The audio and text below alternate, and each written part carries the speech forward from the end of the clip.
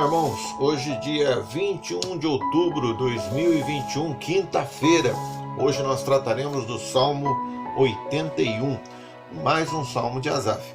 Esse Salmo de Asaf, ele, como nós encontramos logo no título, né? Esse salmo deveria ser executado. A gente sabe que o salmo é um poema e normalmente ele é executado com música e se torna então um cântico, né? Ou um hino. Esse salmo deveria ser executado sobre, diz aqui o título, a melodia, e uma melodia conhecida como melodia dos lagares. Para quem não sabe o que é um lagar, lagar é um local onde, ou um aparelho, né? O local ou um aparelho onde se espreme frutos. E aqui no caso, provavelmente o salmista tinha em mente um lagar, talvez de azeitonas ou de oliva, né? Fazendo ali o azeite de oliva, ou talvez um lagar de vinha, né? De uvas, fazendo ali o vinho. Enfim, era assim que era conhecida essa melodia na época de Asaf. E esse salmo deveria ser executado sobre essa melodia. Asaf, nesse salmo, convida, logo no início dele, do versículo 1 ao versículo 5, a nação de Israel, ao povo, cantar alegremente a Deus, né? Exultar o nome do Senhor. É o que diz do versículo 1 ao versículo 5. Esse convite é, na verdade, talvez mais forte que um convite, é uma convocação para que se adore a Deus. Nós temos quase que um mandamento, uma ordem de que nós que tememos a Deus devemos louvá-lo, devemos adorá-lo e fazer isso com alegria, independente da circunstância que nós estamos vivendo. E aqui é interessante para os músicos que são citados instrumentos de toda a natureza, representados aqui, então, pelo tamborim, pelo saltério e pela trombeta. Ou seja, nós encontramos instrumentos de corda, instrumentos de sopro, instrumentos de percussão.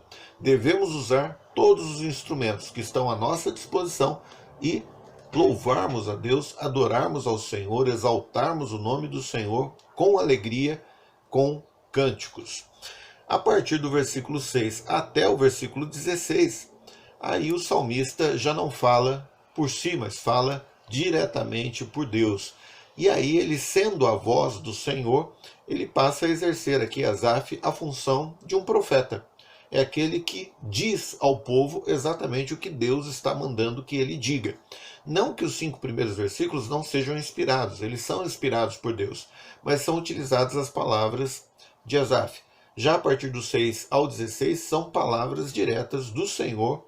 O Senhor coloca essas palavras para que Asaf as diga diretamente ao povo. E são palavras de repreensão.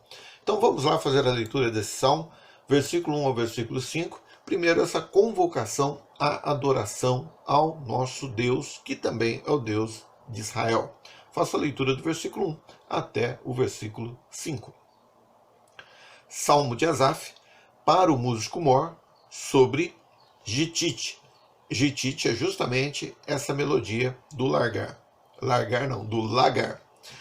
Versículo 1. Exultai a Deus, nossa fortaleza. Jubilai ao Deus de Jacó. Tomai um salmo e trazei junto o tamborim, a harpa suave e o saltério. Tocai a trombeta na lua nova, no tempo apontado da nossa solenidade. Porque isto era um estatuto para Israel e uma lei do Deus de Jacó. Ordenou em José por testemunho, quando saíra pela terra do Egito, onde ouvi uma língua que não entendia. Aqui nós podemos imaginar que talvez ele estivesse fazendo referência à festa da Páscoa, à saída de Israel do Egito, e ali então foi dada uma ordem para que o povo celebrasse essa saída, a libertação dada por Deus com mão forte sobre um povo muito forte, que era o povo do Egito, e deveria ser feito com alegria. A partir do versículo 6 vem essa exortação, essa chamada de atenção de Deus para com o povo de Israel. E não deixa de ser também um alerta muito grande para nós ainda hoje. Lá em 1 Coríntios 10, Paulo nos diz que aquilo que foi feito com Israel, aquilo que aconteceu com Israel, deve servir de alerta, deve servir de ensino para nós. Então, todo o Antigo Testamento, aquilo que nos é ensinado, não é inútil, não é só para o povo de Israel, mas são grandes alertas e ensinos para nós nos tempos de hoje e para todos os tempos para os cristãos. Faço a leitura do versículo 6 até o versículo 16. Tirei de seus ombros, diz Deus, tirei de seus ombros a carga. As suas mãos foram livres dos cestos. Clamaste na angústia e te livrei. Respondi-te no lugar oculto dos trovões, provei-te nas águas de Meribá. Ele faz uma pequena pausa nesse salmo, ali enquanto ele era cantado, e retoma, versículo 8. Ouve-me, povo meu, e eu te atestarei. Ah, Israel, se me ouvires. E esse ouvires é obedecer. Perdão. Não haverá entre ti Deus alheio, nem te prostrarás ante um Deus estranho. Eu sou o Senhor teu Deus, que te tirei da terra do Egito. Abre bem a tua boca, e eu te encherei. E te encherei, diz aqui, né?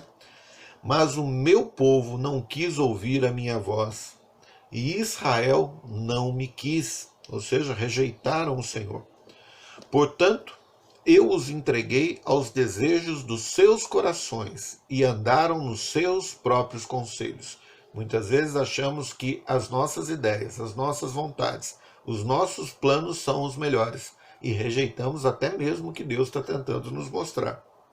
Muitas vezes o Senhor entrega então para que nós andemos nessa vontade, nesse desejo e experimentemos a desgraça e o sofrimento que é, porque nós não sabemos o que é melhor para nós. É Deus quem sabe o que é melhor para nós. E devemos buscar nele, não nos nossos planos, não nas nossas ideias.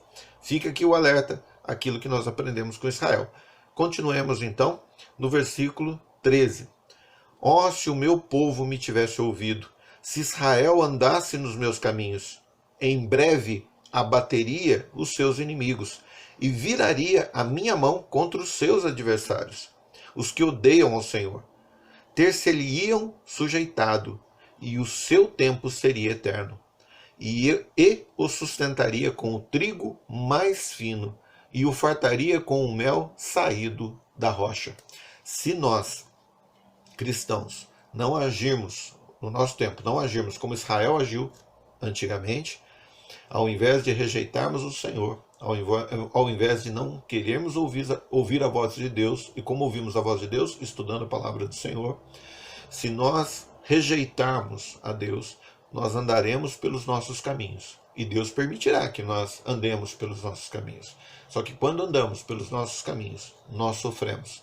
Quando andamos pelos nossos caminhos, são frustrações, decepções, amarguras, rancores, ira, ataques e mais ataques que nós sofremos e sofremos justamente porque nós merecemos.